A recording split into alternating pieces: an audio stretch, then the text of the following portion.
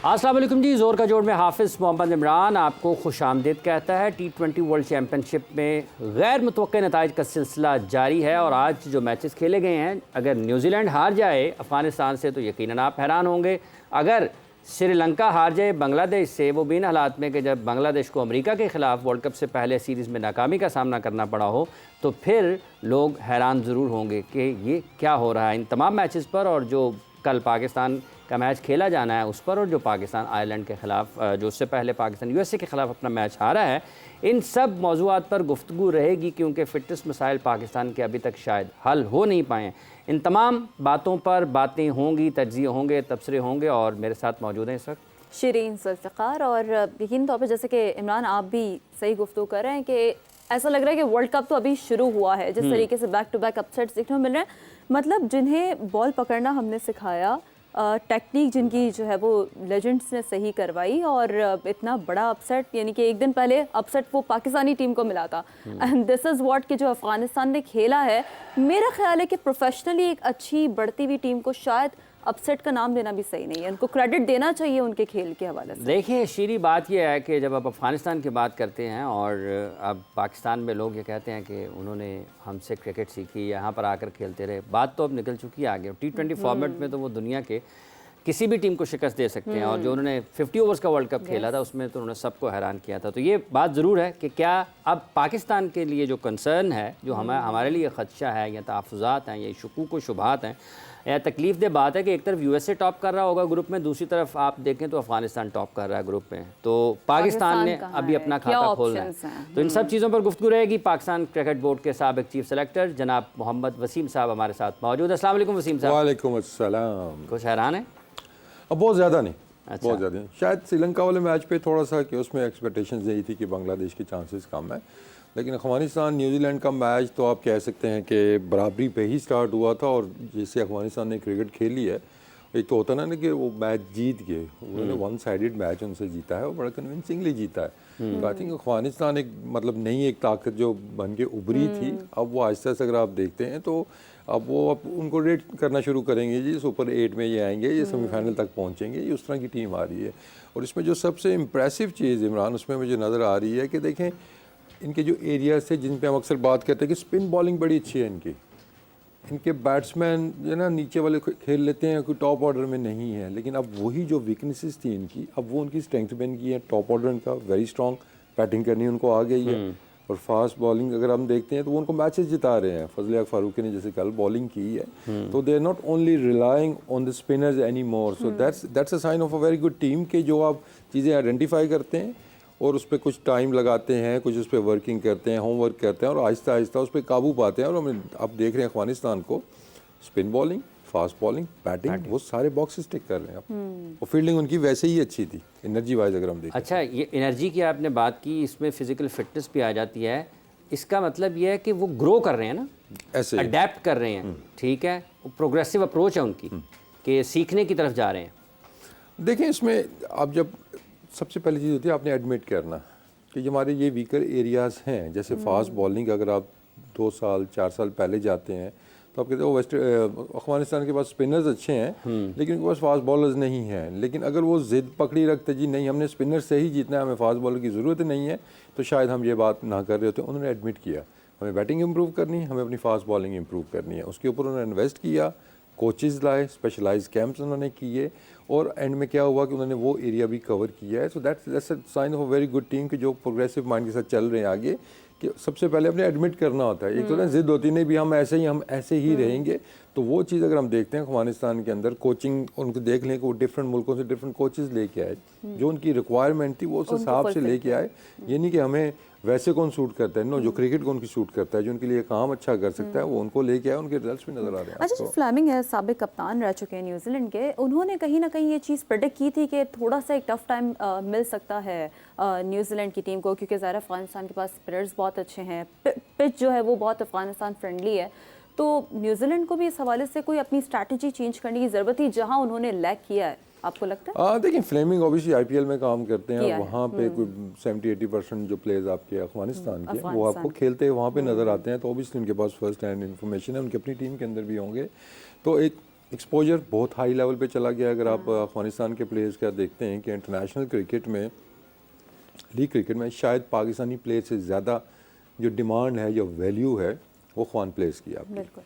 कि उनको स्पिनर्स चाहिए होगा तो वो राशिद खान लेंगे, वो आपका शादाब नहीं देखेंगे। वो मतलब वो लेवल का डिफरेंस आ गया। तो उनकी तो उसमें क्या उनको फ़ायदा हो रहा है, एक्सपीरियंस भी मिल रहा है, उनको एक्सपोजर भी मिल रहा है। वो मोमेंट्स जो होते हैं ना मैच जिताने वाले, तो ओबियसली वो कर करके आपको आते हैं। तो ओबियसली जब ये लीग्स के अंदर जाते हैं वो एक्सपीरियंस उनके पास आता है। पहले क्या होता था, क्रंच मोमेंट्स के ऊपर ये रह जाते थे क्योंकि वो उन्होंने अचीव चीज़ें नहीं की हुई थी, इंडिविजुअल भी और एज ए टीम भी। तो लीग क्रिकेट में सबसे बड़ा फ़ायदा इनको ये होता है कि आप वो प्रेशर सिचुएशन में से गुजरते हैं और जब नेशनल टीम में आप आते हैं तो वो एक्सपीरियंस आपको हेल्प करता है। लेकिन न्यूजीलैंड से आपने सही कहा कि बेहतर उम्मीद थी कि उनके एक दो बैट्समैन तो ऐसे हैं कि जो मतलब जिन पे काफ़ी इंतज़ार किया जाता है कि क्राइसिस को संभाल सकते हैं। चाहे वो विलियमसन है, उन देखते हैं 3 नंबर पे वो आते हैं। मिडिल ऑर्डर में भी इसी तरह कुछ बैट्समैन ऐसे थे, लेकिन कल किसी भी की एक भी नहीं चलने दी उन्होंने। ठीक है। सुहेल तनवीर साहब, पाकिस्तान के टेस्ट फास्ट बॉलर हमारे साथ मौजूद हैं, पाकिस्तान क्रिकेट बोर्ड की जूनियर सिलेक्शन कमेटी के साबिक सरबराह। अस्सलाम वालेकुम सुहेल साहब। बहुत शुक्रिया। बहुत शुक्रिया सुहेल साहब। कुछ हैरान हुए आज जो नतायज आए हैं, आज हतमी नतायज आ गए हैं वैसे इन दोनों मैचेस के, जो एक अफ़गानिस्तान ने और दूसरी तरफ बांग्लादेश ने कामयाबी हासिल की है। बांग्लादेश वाले पे मैं सरप्राइज हुआ हूँ, अफगानिस्तान वाले पे तो मैं सरप्राइज नहीं, क्योंकि मैंने कल प्रेडिक्ट किया था कि मुझे, बल्कि शो में पहले भी जब बात हुई थी तो मुझे, क्योंकि अफगानिस्तान की टीम उन कंडीशन, जैसे अभी आप लोग बात कर रहे थे, कि उन कंडीशन के हिसाब से बहुत ही सूटेबल टीम है। और दूसरा, उनके 3 से 4 प्लेयर ऐसे हैं जो जहाँ पे मैचेस हो रहे हैं वो वहीं पे सीपीएल उसी फ्रेंचाइज गयाना से, राशिद खान, रहमानुल्लाह गुरबाज, नवीन उल हक, ये सारे वहां पे, ये समझे उनका होम ग्राउंड है, वहां पे वो काफी क्रिकेट खेले हुए हैं। तो इन चीजों का बड़ा फर्क पड़ता है और वो फर्क आप लोगों को नजर आ रहा है। रहमानुल्लाह गुरबाज बैटिंग में उन्होंने डिफरेंस क्रिएट किया, राशिद खान के पास बॉल आया तो उन्होंने डिफरेंस क्रिएट किया। तो उस रिजल्ट को लेकर तो मैं इतना सरप्राइज नहीं हूँ, बट ऑब्वियसली बाकी 2 रिजल्ट, खासकर जो श्रीलंका वाला रिजल्ट है वो उसने काफी सरप्राइज किया है मुझे। जिस तरीके की हम बात कर रहे थे बांग्लादेश की, जिस तरीके से वो यूएसए से सीरीज हारे, या ओवरऑल उनकी जो ओवरसीज में उनकी परफॉर्मेंसेस होती हैं उसको लेके, तो मैं नहीं एक्सपेक्ट कर रहा था कि वो श्रीलंका रीजनेबली बेटर टीम थी। तो और वो क्रिकेट भी, मतलब अगर आप देखें तो उनके पावर प्ले में 48 for 1 थे वो पहले 6 ओवरों में, दे वर गोइंग वेल, और सडनली मिडिल ओवर्स में आके उन्होंने दे लॉस्ट मैनी विकेट्स। तो वो उस रिजल्ट पे आप कह सकते हैं कि मैं हैरान हुआ हूँ। एंड देन अगर आप कनाडा की बात करें तो उन्होंने भी सरप्राइज किया है हम सबको। हाँ, कल रात वाले मैच में जो पाकिस्तान के वक्त के रात। अच्छा, ये एक जो अफ़गानिस्तान की बात है, क्या आप ये समझते हैं कि सिर्फ कंडीशंस का उनको फ़ायदा हो रहा है कि वहाँ पर वो खेले हुए हैं उसका ज़्यादा उनको फ़ायदा मिल रहा है, या फिर जैसे अभी वसीम ये बात कर रहे हैं कि वो उनकी क्रिकेट इनफरादी तौर पर उनके खिलाड़ी और इज्तिमाई तौर पर एक टीम की हैसियत से भी वो मुसलसल बेहतरी की सफ़र तय कर रहे हैं और ऊपर जा रहे हैं। यही वजह है कि वो 2023 के 50 ओवर्स वर्ल्ड कप में भी उनकी परफॉर्मेंसेस बड़ी हैरानकुन थी। अब जहाँ पर जो आगाज़ किया उन्होंने, ये गुरबाज की दूसरी 50 है दूसरे मैच में। जी देखिए, दोनों फैक्टर्स हैं। ऑब्वियसली क्रिकेट उनकी डे बाय डे इंप्रूव होती जा रही है। उसके रीज़न मैं भी सुन रहा था, जिस वसीम भाई ने भी डिस्क्राइब किया, कि जब आप जितनी क्रिकेट खेलते जाते हैं, जितना ज़्यादा आपको एक्सपोजर मिलता जाता है, रिगार्डलेस के वो इंटरनेशनल क्रिकेट है या लीग क्रिकेट है। अब लीग क्रिकेट भी is next to international cricket होती है, उसका भी स्टैंडर्ड काफ़ी हाई होता है। तो जितनी क्रिकेट आप खेलते जाते हैं, आपको एक्सपोजर मिलता जाता है, आप सीखते जाते हैं, यू लर्न। एंड दूसरा, आप जो मेंटल टफनेस की हम बात करते हैं ना, आप एक्सपीरियंस गेन करते हैं तो वो मेंटल टफनेस भी आती जाती है। जब आप डे इन एंड आउट एक प्रोसेस गुजरते हैं, प्रेशर हैंडलिंग, आपको आप प्रेशर हैंडल करना सीख लेते हैं, तो ऑब्वियसली ये चीजें हेल्प करती हैं। बट ऑन अदर हैंड आपको कंडीशन का भी जो है वो फायदा होता है, वो भी एक अहम फैक्टर होता है। यही मैचेस अगर ऑस्ट्रेलिया में हो रहे होते तो अफगानिस्तान के स्पिनर शायद इतने इफेक्टिव ना होते, उनके बैटर्स भी थोड़ा जहाँ पे बाउंस होगा पिच में या पेस होगी, वहां पे शायद उस तरीके की वो बैटिंग ना कर सकें जितनी के लो एंड स्लो पिचेस पे करते हैं। तो दोनों फैक्टर्स हैं, नो डाउट। उन्होंने मैंने इसीलिए उनको हाई रेट किया था, मतलब मेरे तो वो टॉप 8 में, वो अफगानिस्तान को मैंने इसीलिए रेट किया था कि क्रिकेट डेफिनेटली उनकी ऊपर गई है, उनके सारी बेसिस कवर हैं। वो सिर्फ स्पिन बॉलिंग डिपार्टमेंट पे नहीं रिलाई कर रहे। आप देखें कि उनका मेन बॉलर जो है हाईएस्ट विकेट टेकर फजल फारूकी है। जिस तरीके से वो नए बॉल से आगे, उनका फास्ट बॉलिंग डिपार्टमेंट, उनका स्पिन बॉलिंग डिपार्टमेंट, हाँ उनकी मिडिल ऑर्डर जो है वो अभी तक उस तरीके से क्लिक नहीं किया। दोनों मैचों में अगर आप देखें तो रन ऊपर से हुए हैं। जिस दिन उनके मानला गुरबाज या इब्राहिम में से कोई जल्दी आउट हो जाता है तो वहां पे एक रियल टेस्ट होगा, क्योंकि उनका मिडिल ऑर्डर और लोअर मिडिल ऑर्डर अभी तक क्लिक नहीं कर पाया है दोनों मैचों में। वसीम साहब, ये जो अफ़गानिस्तान की क्रिकेट की जैसे अभी बात कर रहे हैं, ये कुछ हैरान करने वाली चीज़ नहीं है, लेकिन क्या ये हैरान करने वाली चीज़ नहीं है जो आपने जिक्र किया कि अगर लीग क्रिकेट कहीं भी हो रही है तो किसी भी मुल्क में हो रही हो तो वो अगर उनको स्पिनर चाहिए होगा तो वो राशिद खान की तरफ, मुजीब की तरफ देख लेंगे। तो पाकिस्तान से ज़्यादा आपने कहा कि उनके क्रिकेटर्स की मांग बढ़ रही है, तो मांग तो बढ़ती है आपकी क्वालिटी के ऊपर, तो इसका मतलब ये कि अफ़गानिस्तान की क्वालिटी पाकिस्तान से बेहतर हो गई है। हाँ देखिए, उसमें ये नहीं कि वो पाकिस्तान से बेहतर है, they are best in the world. अगर आप देखते हैं तो ये नहीं कि ऑस्ट्रेलियन स्पिनर उनसे आगे हैं या इवन इंडियन स्पिनर उनसे आगे हैं। जब आपको स्पिनर, लेग स्पिनर एक आपने पिक करना है तो आप राशिद खान की तरफ ही जाएंगे, तो वो तो नेक्स्ट लेवल पे पहुंच गए हैं। हम कंपैरिजन दो मुल्कों का नहीं कर रहे हैं, हम वर्ल्ड क्रिकेट का करते हैं, तो ये तो बेस्ट नेम आपके सामने आते हैं। और फजल फारूकी की जो बात हो रही है, he is not far away as a fast bowler कि T20 के अंदर अगर किसी ने फास्ट बॉलर, उनको लेफ्ट आर्मर चाहिए, नए बॉल से जो विकटें लेके दे, तो जो कुछ चीदा नाम है उसके अंदर आप रखेंगे। अगर आप शाहीन को रखेंगे तो फजल फारूकी को भी उधर ही रखेंगे। तो आई थिंक इसमें मतलब थोड़ा सा आपका ये मानना है कि साथ साथ सफ़र कर रहे हैं दोनों। देखिए, वो जिस उनकी जो आप प्रोग्रेशन की स्पीड देखते हैं, जो इम्प्रूवमेंट की उनकी स्पीड है वो बहुत तेज़ है, जो कि होनी चाहिए आइडियली। उनकी वो स्पीड, उस स्पीड के ऊपर वो जा रहे हैं कि साल पहले फजल फारूकी कहाँ थे और अभी वो कहाँ पे हैं। इस बीच में उन्होंने कौन सा सफ़र तय किया, कैसे किया, वो आपके सामने एक स्टोरी है। इस पर एक क्वेश्चन जो है, इसमें सुहेल को भी शामिल करते हैं कि देखें, अब ऑलमोस्ट सारी टीमों की कोशिश होती है जी कि नए बॉल से T20 के अंदर विकटें लेने की कोशिश करें। तो इसमें सुहेल की टेक कि ये कितना इंपॉर्टेंट है कि आप अटैकिंग माइंडसेट के साथ जाएं, क्योंकि आप जितनी भी टीमों में हम देखते हैं, चाहे फजल फारूकी इधर है, हमारे पास शाहीन है, नसीम है, उसके बाद ऑस्ट्रेलिया में देखते हैं मिचेल स्टार्क, जितनी भी टीमें हैं वो नए बॉल से विकटें लेने की माइंडसेट से, और बॉलर जो वो पिक करते हैं वो विकटें लेने जाते हैं। लेकिन जो हम कभी कभी, जैसे आमिर को हमने नया बॉल करा दिया है, डिफेंसिव माइंडसेट, उनकी विकटें नहीं है। अगर हम स्पिनर से भी नया बॉल करवाते हैं, वो विकटों के लिए नहीं कराते, ओवर निकालने के लिए करते हैं। तो Suhail, how important it is in T20 cricket to pick up wicket with new balls? उसी में देखें, पहले 6 ओवर में तो सबसे इंपॉर्टेंट है, और स्पेशली जो पहले 2-3 ओवर होते हैं, अगर दूसरी टीम को अपने बैकफुट पे करना है तो only idea is to take wicket. अगर आप विकेट्स नहीं लेंगे, पहले 2 ओवर अगर आप रन्स नहीं भी देते लेकिन विकेट नहीं लेते, तो वो बैट्समैन जब सेटल हो जाते हैं तो वो टारगेट करते हैं आखिरी पावर प्ले के 3 ओवर जो होते हैं, नॉर्मली 5वें छठे को तो मेनली टारगेट करते हैं अगर विकेट्स ना गिरे हों। अगर आप पहले 2-3 ओवरों में विकेट ले लेते हैं तो फिर वो जो 5वां छठा ओवर पावर प्ले का टीमें टारगेट करती हैं, जब आपकी विकेट्स गिरी हो तो फिर वो टारगेट नहीं करती उस हिसाब से, क्योंकि प्रेशर आ जाता है। तो ऑब्वियसली विकेट्स पहले 3 ओवरों में तो बहुत ही इंपॉर्टेंट होती हैं। इसीलिए आप देखते हैं कि ये एक स्पेशलाइज्ड जॉब है नया बॉल करना। आप किसी को भी नया बॉल ऐसे ही नहीं दे देते। आप देखते हैं कि जिस बंदे में स्विंग करने की एबिलिटी होती है, आप नॉर्मली उसी को देते हैं। पेस वाले बंदे को आप प्रेफर नहीं करते कि वो नया बॉल करे, क्योंकि सारे फील्डर अंदर होते हैं। लैटरल मूवमेंट अगर नहीं होगी, क्वेश्चन नहीं होता। जो जेन्युइन पेसर होते हैं उनको क्वेश्चन चाहिए होते हैं, उनको सर्कल के बाहर फील्डर चाहिए होते हैं।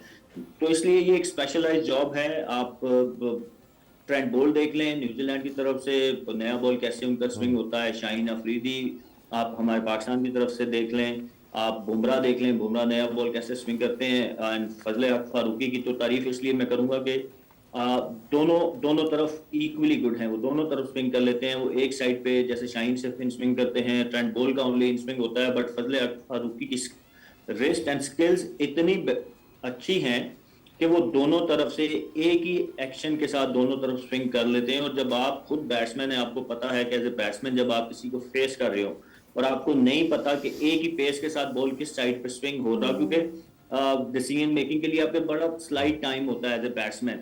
तो जब when you are not sure कि किस साइड पे बॉल स्विंग हो रहा है, तो ऐसे बॉलर को खेलना बड़ा मुश्किल हो जाता है। इसमें एक चीज मैं जरूर ऐड करूंगा वसीम भाई, नए बॉल का बॉलर हमेशा 2 प्लान्स के साथ जाता है, क्योंकि यहाँ पे तो हम देख रहे हैं कि नया बॉल स्विंग हो रहा है क्योंकि ह्यूमिडिटी है, कंडीशन ऐसी है।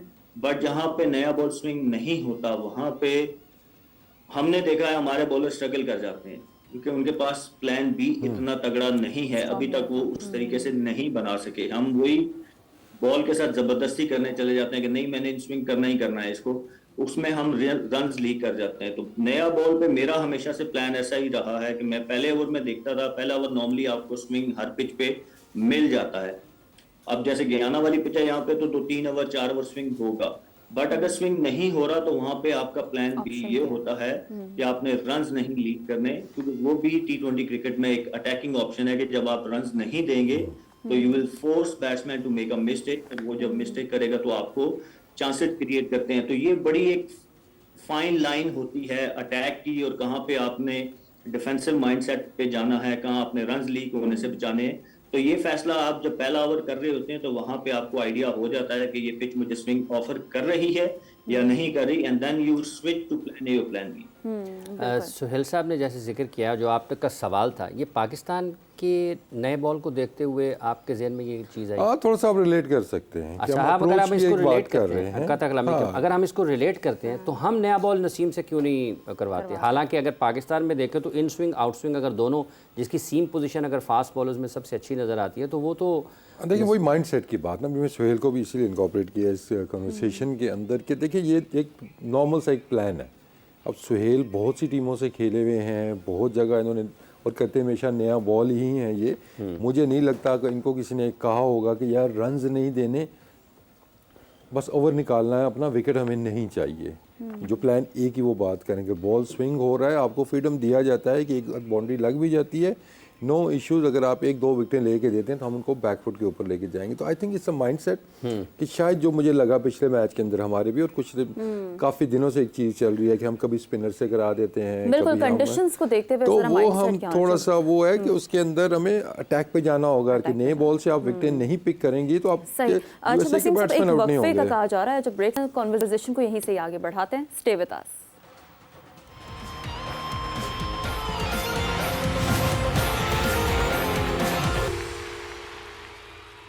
Welcome back ji to the program जोर का जोड़। और जैसे कि ब्रेक से पहले बात हो रही थी मैच एनालिसिस पे भी, अब सवेरा पाशा ने जो है वो बात की है इंडियन स्पोर्ट्स जर्नलिस्ट से, तो उनका क्या कहना है विक्रांत गुप्ता का, ज़रा पहले वो आपको सुनवाते हैं और फिर इस पर मजीद एनालिसिस डेवलप करने की कोशिश करते हैं। इस वेन्यू पे मौजूद हूँ मगर नहीं, प्रैक्टिस मैं पाकिस्तान की देखने नहीं आई, बिकॉज़ कल रात को पाकिस्तान की टीम, अमेरिकन टाइम के हिसाब से कल रात को पाकिस्तान की टीम जो है वो आ तो गई थी न्यूयॉर्क, मगर आज प्रैक्टिस नहीं की पाकिस्तान की टीम ने। दो कि प्रैक्टिस प्लान ज़रूर थी मगर वो 11th आवर पे कैंसिल कर दी गई। बट प्रैक्टिस इस वक्त मेरे सामने टीम इंडिया कर रही है और टीम इंडिया की प्रैक्टिस हो रही है। जिस तरह की शिकस्त और हार के बाद पाकिस्तान अब न्यूयॉर्क पहुँची है यूएसए से उस शिकस्त के बाद, मेरे हिसाब से मुझे लगता है कि पाकिस्तान टीम को ज़रूर प्रैक्टिस करनी चाहिए थी, यहाँ प्रैक्टिस के लिए आना चाहिए था, क्योंकि यहाँ एक सबसे इम्पॉर्टेंट फैक्टर ये है कि यहाँ की जो पिचेस हैं वो करीबन बिल्कुल वैसी हैं जैसी हमें स्टेडियम में मिलेंगी। टीम इंडिया को एडवांटेज पहले ही है, उन्होंने वार्म अप मैच खेला वहाँ, उसके बाद उन्होंने एक मैच खेल चुके हैं, उनको ज़्यादा अंदाज़ा है उस वेन्यू का। पाकिस्तान टीम के लिए वो वेन्यू बिल्कुल नया है, सो एटलीस्ट यहाँ प्रैक्टिस करके वो अंदाज़ा लगा सकते थे कि किस तरह की कंडीशंस मिलेंगी, किस तरह हमें अपने आप को अडॉप्ट करना है इन कंडीशंस के हिसाब से, एंड देन अपने आप को अप्लाई करना है नसाउ काउंटी क्रिकेट स्टेडियम में। मगर ऐसा नहीं हुआ और पाकिस्तान की टीम ने नहीं आज प्रैक्टिस की। तो चलते हैं, Vikrant Gupta senior sports journalist India के मुझे यहाँ सामने दिख रहे हैं, सो उनसे बात करते हैं और देखते हैं कि वो क्या कहते हैं पाकिस्तान इंडिया के इस मुकाबले के बारे में। सो पाकिस्तान इंडिया के मैच से पहले, द बिग मुकाबले से पहले मेरे साथ इस वक्त मौजूद हैं इंडिया के senior sports journalist Vikrant Gupta.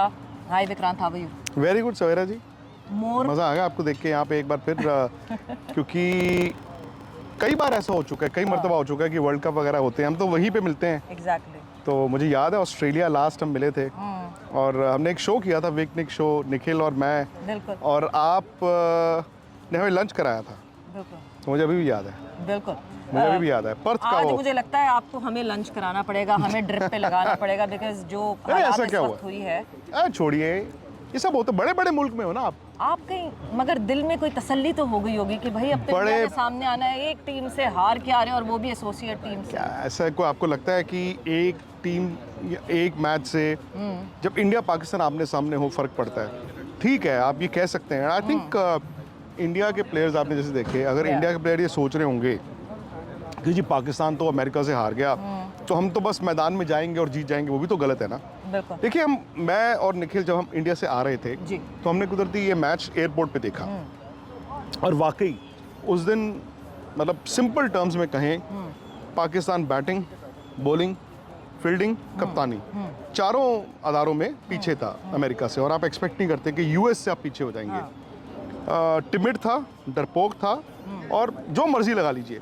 पर निखिल ने एक बात कही, उन्होंने कहा यार पाकिस्तान अब डेंजरस हो जाएगा, क्योंकि टूर्नामेंट की शुरुआत में अगर पाकिस्तान को इस तरह का झटका मिल जाए तो पाकिस्तान बड़ा खूंखार हो जाता है। मसलन ऑस्ट्रेलिया का ही वर्ल्ड T20 देखें, जिम्बाब्वे से हार गए, चांस ही नहीं है, ख़त्म हो गया, चलो किसी ने किसी को हरा दिया, पाकिस्तान फाइनल फिर भी पहुंच गया।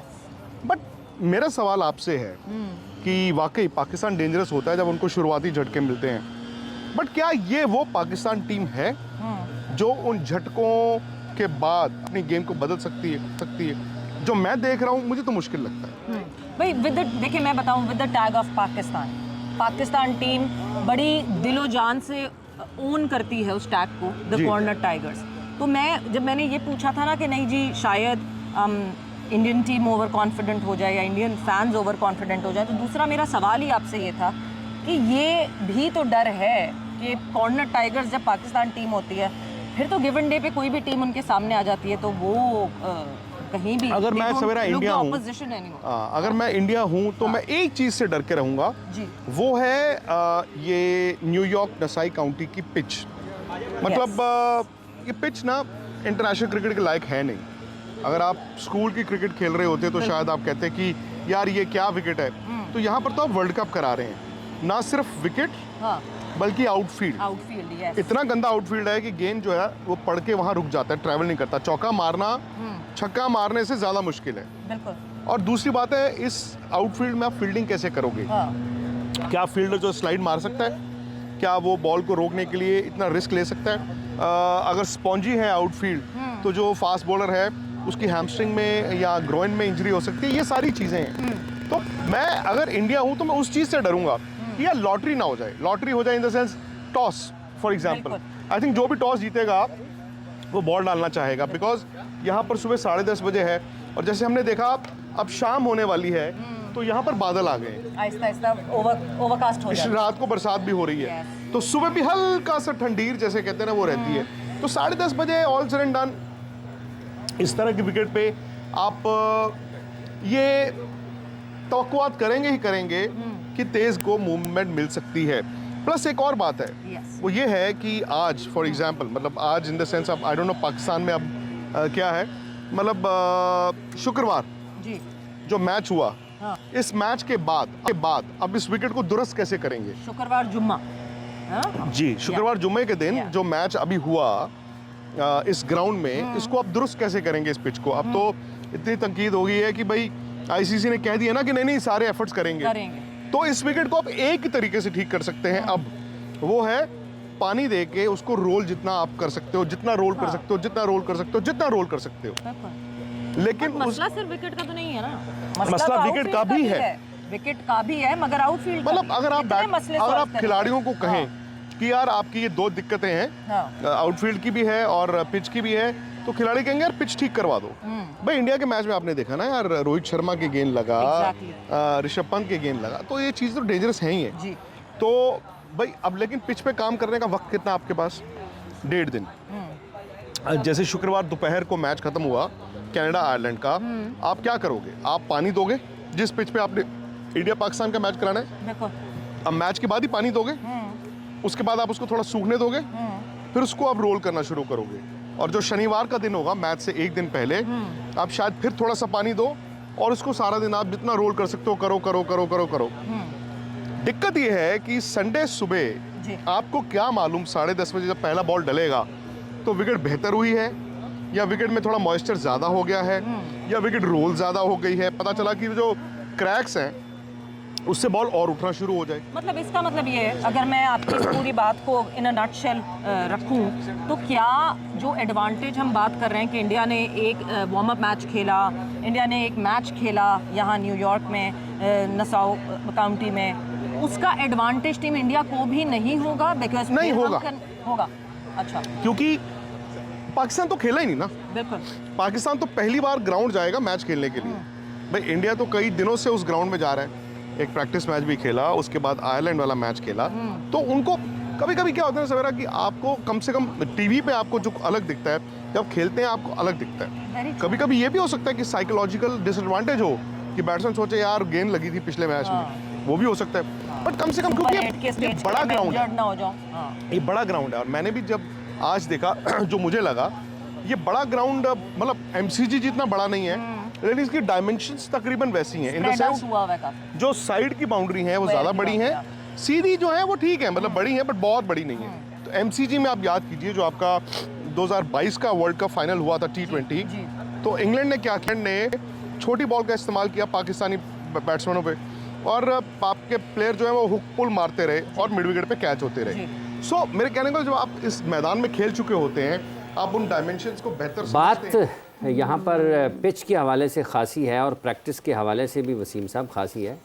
फ़ायदा होना है फिर इसका इंडिया को। पाकिस्तान तो शायद प्रैक्टिस कर रहा है, नहीं कर रहा, मुख्तलिफ़ किस्म की मुतज़ाद इतलात आ रही हैं। ये एक तो सरप्राइजिंग है, जैसे सवेरा ने भी बोला है कि प्रैक्टिस कैजुअल थी और पाकिस्तान टीम नहीं गई है, तो मेरे ख्याल में तो करनी चाहिए थी, प्रैक्टिस करनी चाहिए थी। ऑब्वियसली प्रैक्टिस भी जहाँ पे हो रही है वो भी ड्रॉप इन पिचेस हैं, तो आपको थोड़ा आइडिया हो जाता है कि 2 दिन थे आपके पास, आप दोनों दिन यूटिलाइज़ करते। तो वेरी स्ट्रेंज कि चले खाना कैंसिल करना तो वो बनता था डिनर आपका, लेकिन प्रैक्टिस कैंसिल करनी। एज ए कोच अगर मैं देखता हूँ तो मैं तो मैक्सिमम टाइम स्पेंड करता इन पिचेस के ऊपर, कि जैसे भी बात चल रही है ना पिच की, कि उसका स्टीप बाउंस है, जो पेस है उसकी, तो सिमिलैरिटीज़ कुछ ना कुछ, सारी ड्रॉप इन पिचेस एक ही जगह से आई हुई हैं, तो कुछ ना कुछ आपको आइडिया वहाँ से हो जाना था। तो स्ट्रेंज डिसीजन, लेकिन के लिए भी काफ़ी दर्द सर बन सकता है ये। देखें पिच पे फील्डर ने क्या, जो आउटफील्ड है उसके भी प्रॉब्लम्स हमारे चल रहे हैं, लेकिन एक तो फेमिलियर आप हो जाते हैं कंडीशंस के साथ, लेकिन टॉस वाला जो है ना, आप देखें पाकिस्तान का बेस्ट चांस क्या है कम बैक करने का, कि पाकिस्तान टॉस जीते तो 50% तो नहीं मैं आप बोलूँगा, नॉर्मली होता है इन कंडीशंस के अंदर, लेकिन जिस तरह क्रिकेट वो खेलते हुए आ रहे हैं, जिस तरह हम जा रहे हैं, तो अगर हमें 20-30% का भी एक किक स्टार्ट अगर मिलता है, एडवांटेज मिलता है, तो that's the best chance Pakistan के नैफ के यहाँ से वो कम बैक करे। और आपने देख लिया होगा कि इंडिया वाले भी रिलैक्स नहीं है, उनको पता है कि पाकिस्तान टीम जब नीचे जाती है तो उसके बाद लंबी छलांग लगा के वो सवाल ये भी साथ साथ उठ रहे हैं कि क्या ये वही टीम है? वो इससे अगला सवाल है, वो इससे अच्छा यहाँ। लेकिन अभी जो आपने कहा ट्रेनिंग करना चाहिए थी, बैस की कोच अगर आप ये समझते हैं तो आप ये तरजीह देते कि ट्रेनिंग करें। लेकिन बाज़ औक़ात ये भी तो होता है कि आप इतना बड़ा मैच हार के आए, बड़े से मुराद आपको बड़ी शिकस्त हुई, बड़ी टीम के ख़िलाफ़ नहीं, कि आपको एक हैरान कुन शिकस्त का सामना करना पड़ा, आप थोड़ा सा गेम टाइम से हट जाते हैं या थोड़ा सा ज़हनी तौर पर पुरसकून हो जाएं, खेल से हट जाएं, मोरल डाउन हो जाता है। देखिए नॉर्मल सर्कमस्टांसिस में ठीक है, लेकिन जैसा अगला मैच है, जो कंडीशंस आपको मिल रही हैं, आप फेमिलियर नहीं है, वो देखते हुए आई थिंक जाना चाहिए था कि आपको जाना चाहिए था। और अगेन फिर मैं कहूँगा कि आई थिंक इंटायरली कोच पे होता तो शायद ये प्रैक्टिस होती, लेकिन अगर लोग साथ में डिसाइड कर रहे हैं, ये खर्चा नहीं, ये पास में मैं ये चीज़ें देख चुका हूँ। देखिए मैं देख चुका हूँ ऐसी चीज़ें कि जहाँ पे प्रैक्टिस का कैसे करनी है वो भी कोच डिसाइड नहीं कर रहा है, प्रैक्टिस डे भी कोच डिसाइड नहीं कर रहा है, मतलब वो डिसाइड करते हैं तो पता चलता है जी वो। तो फिर ये कोचों की फौज जफर मौज की ज़रूरत क्या है? उनसे कह दें हमें ज़रूरत ही नहीं है साथ में। डिबेट यहीं पे आती है कि तब देखें आप जिसका काम है उसको करने देंगे, आपके सारे मसले हल हो जाते हैं, सारे मसले हल हो जाएंगे। लेकिन यही मसला लेकर सोहेल तनवीर साहब के पास भी जाते हैं। सोहेल, आपने ये जो बात सुनी है प्रैक्टिस वाली, आपकी क्या राय है इस हवाले से कि क्या पाकिस्तान को प्रैक्टिस सेशन करना चाहिए था या नहीं करना चाहिए था? एक दलील ये है कि जी सम टाइम आप बाज़ औक़ात ये देखते हैं कि एक वो मैच हारे जिसकी तवक्को नहीं कर रहे थे, तो थोड़ा सा खेल से दूर हो जाए, लेकिन फिर जो अगला मैच आपका है वो इंडिया के ख़िलाफ़ है और उसको वर्ल्ड कप का सबसे बड़ा मैच कह रहा है, फिर आपको उसके लिए जाना चाहिए। ये वसीम साहब की राय है। आपके ख्याल में एक बेस्ट सिनेरियो क्या हो सकता है? देखिए बेस्ट सिनेरियो इसमें ऑब्वियसली जाना तो चाहिए था। सबसे बड़ा क्वेश्चन मार्क जो है वो कंडीशन के ऊपर, आपने बिल्कुल अभी तक उनको देखा हुआ भी नहीं है। कुछ लड़के शायद आपके ड्रॉप इन पिचेस पे खेले हैं, कोई 1-2 लड़के शायद खेले होंगे, बट ऑब्वियसली और मेनली मेरा कंसर्न, क्योंकि आपने देखा है यहाँ पे स्ट्रगल बैट्समैन कर रहे हैं, तो आप प्रैक्टिस सेशन होता, बैट्समैन सिर्फ बैटिंग कर लेते, बॉलर्स का नॉर्मली होता है आप मैच के बाद उन फास्ट बॉलर स्पेशली मैं कहूँ उनको आप कहते हैं कि यार लंबा टूर्नामेंट है, लेथार्जिक हो जाएंगे, you want to give them rest, but batsman के लिए स्पेशली अगर तो drop in pitches practice area में भी हैं तो फिर तो बहुत जरूरी था उनका, बेशक थ्रो डाउन्स कर लेते लेकिन आप पेस से बाउंस से थोड़ा सा फेमिलियर हो जाते हैं। ऑब्वियसली नथिंग लाइक जो आप इंडिया मैचेस वहां पे खेल चुका है वो तो एक मतलब डिफरेंट, लेकिन एटलीस्ट थोड़ा सा आपको आइडिया हो जाता कि यार कि क्या हमें कल फेस करने को मिलेगा। तो ऑब्वियसली मेरी राय भी यही है कि प्रैक्टिस जरूर जाना चाहिए था। आप लाइट प्रैक्टिस रख लेते, फास्ट बॉलर्स को रेस्ट दे देते क्योंकि फास्ट बॉलर्स को पता है कि उन्होंने क्या करना है, बट बैट्समैनों के लिए बहुत जरूरी था कि वो पेस बाउंस से फेमिलियर हो जाते। और जिस तरह विक्रांत ने कहा कि मुझे भी यही लग रहा है यहाँ पे जिस तरह इंडिया ने आयरलैंड के खिलाफ बॉलिंग की थी इनटू द पिच, कल पाकिस्तान के खिलाफ भी वैसी ही बॉलिंग होगी। और हमारे पास अनफॉर्चुनेटली रोहित शर्मा की तरह फुल खेलने वाला कोई भी नहीं है हमारे, बल्कि mostly batsman short pitch ball पे इतने अच्छे नहीं हैं। तो अब क्वेश्चन मार्क ये होगा कि हम गेम प्लान क्या बना के आते हैं कि हमने रन्स किस एरिया में करने हैं, क्योंकि दोनों तरफ स्क्वायर की बाउंड्रीज भी बड़ी हैं जो अभी तक हमने देखा है, और आगे बॉल ही नहीं होगा तो आप सामने शॉट कैसे मारेंगे। तो बहुत सारी चीजें हैं जो आपको प्लान डिफरेंटली करके आनी है। जो आपने डैलस में मैच खेला वो टोटली डिफरेंट एक सिनेरियो था, different condition, different bowling lineup. यहाँ पे बॉलर हैं जो कि 140 प्लस वाले करते हैं और वो करेंगे भी इनटू द पिच जो मुझे लग रहा है। तो आपको अपनी प्रिपरेशन के साथ आना है, हर प्लेयर को इंडिविजुअली अपने एरियाज, अपनी स्ट्रेंथ और वीकनेस को देख के यार कि हमने स्कोर किस जगह पे करना है। एंड देन सेकंड जो सबसे बड़ा क्वेश्चन मार्क है, what is the best total on this pitch. तो ये बहुत सारी चीजें हैं, बट फिर वही वो सवाल आपकी तरफ के आता हूँ कि मेरे ख्याल में भी आपको जाना जरूर चाहिए था। आप थोड़ा फेमिलियर हो जाते हैं, बेशक टचिंग। अच्छा वसीम साहब, ये जो गुफ्तगू एक जहाँ पर लेके आए हैं सुहेल, 2-3 चीज़ों का स्ट्रैटेजी के एतबार से बड़ी अहम है। और हमारे यहाँ पुल कौन, शॉर्ट बॉल कौन ज़्यादा अच्छा खेलेगा, एक दूसरी बात यह है कि ये वो पिच है जहाँ पर 90 रन के ऊपर भी मैच आप फंसा सकते हैं। तो पाकिस्तान की बॉलिंग जो है वो बिखरी सी बॉलिंग इन कंडीशंस में किस तरीके से काम कर सकती है। बेस्ट टोटल आपके ख्याल में फिर क्या हो सकता है? और ये मुश्किल होगी कि आप उनकी बॉलिंग देखते हैं जो आयरलैंड के ख़िलाफ़ वो मैच खेलें और जो हम जिस तरह से बॉलिंग करते हैं। देखिए टोटल जो ना हमारा नेक्स्ट चैलेंज है, टॉस हमारा पहला उससे चैलेंज पहली ख्वाहिश उससे है पहले, ठीक है ना। उससे पहले जो हमारे चैलेंजेस हैं कि हमारी प्लेइंग 11 क्या होनी, ये उससे पहले का चैलेंज है। टॉस से पहले तो अभी तो यही मुसीबत पड़ी हुई है ना, मैं हमारी प्लेइंग 11 क्या है, हम कंपोजिशन किस से जाएंगे, किस कॉम्बिनेशन से जाएंगे, बैटिंग ऑर्डर हमारा क्या होगा, बॉलिंग हमारा ऑर्डर क्या होगा। तो बहुत से मसाइल पाकिस्तान टीम ने हल करने हैं आज में। नेक्स्ट 24 आवर्स के अंदर आपने बहुत सारी चीज़ें अपनी ठीक करनी है यहाँ पे जी, कि अपना प्लेइंग 11 सर्टन बन जाए जी। उसके बाद क्योंकि आपका गेम प्लान बनता है कि यार ये हमारा मैच प्लान है, इस कंपोजिशन से हम जा रहे हैं, इस कंपोजिशन से जा रहे हैं, ये आपके रोल्स हैं। फिर आते हैं जी आप टॉस की तरफ, फिर आते हैं आप पिच की तरफ, और फिर आपकी स्ट्रेटजी बनती है जी कि ठीक है अगर टॉस, आप हमेशा जो कोशिश करते हैं कि टॉस ऑब्वियसली आपके कंट्रोल में नहीं है, आप डिस्कस करते हैं वर्स्ट केस सिनेरियो कि चलें जी हमारी पहली बैटिंग आ गई, अब हमने कैसे टैकल करना है।